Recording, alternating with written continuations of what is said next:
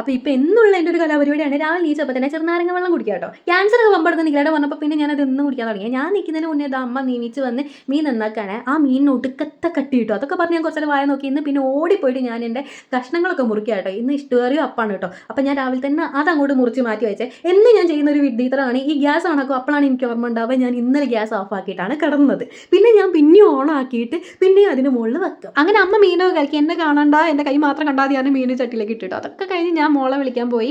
മോളെ കുളിപ്പിക്കാനായിട്ട് പോവാണ് കേട്ടോ. അപ്പോഴാണ് അമ്മ വന്ന് പറഞ്ഞത് ചട്ടിയിൽ അപ്പം പിടിക്കുന്നുണ്ടെന്ന്. അപ്പം ഞങ്ങൾ അയൽവാസി ഒരുത്താത്ത പറഞ്ഞിരുന്നു അപ്പം പിടിക്കുക ചെറുനാരങ്ങ നല്ലോണം ഉറച്ചു കൊടുത്താൽ മതിയെന്ന്. അങ്ങനെ ആ ഒരു ട്രിക്ക് ചെയ്ത് നോക്കിയപ്പോൾ സക്സസ് ആയിട്ടോ. പിന്നെ അപ്പം കിട്ടി കേട്ടോ. അത് കഴിഞ്ഞ് ഋതുസിനെ ചായ അടിക്കാൻ വേണ്ടി ഇരുത്തി. അപ്പം അതാ ഞാൻ പച്ച കോഴിമുട്ട പൊളിച്ച് പുഴുങ്ങിയ കോഴിമുട്ടയായിട്ട് വേണ്ടത്. പിന്നെ ഞാൻ നീലാണ്ട് ഇപ്പം ഋതുസിന് മുടി കട്ട് ചെയ്യാനുള്ള ഡിസ്കഷനിലാണ്. വെക്കേഷനൊക്കെ അല്ലേ, അപ്പോൾ മുടി കട്ട് ചെയ്യുന്ന വിചാരിച്ചു നീലാണ്ട് ടാറ്റ ബൈ ബൈ കൊടുത്തു. അത് കഴിഞ്ഞ് ഞങ്ങളത് ഓടി സ്കൂളിലേക്ക് പോകാനുള്ള പരിപാടിയാണ്. ഇത് ഋതുസിൻ്റെ പുതിയ ചെറുപ്പാണ്. അതാണ് നിങ്ങളിങ്ങനെ കാണിച്ച് തരുന്നത്. അങ്ങനെ ഋതുസിനെ കാക്കി വന്ന് ഞാൻ ബാക്കി അപ്പങ്ങൾ ചൂടാനുള്ള പരിപാടിയാണ് കേട്ടോ. പിന്നെ ആ അപ്പം നിന്ന് ഞാൻ എൻ്റെ വിശപ്പ് തീർത്തേ.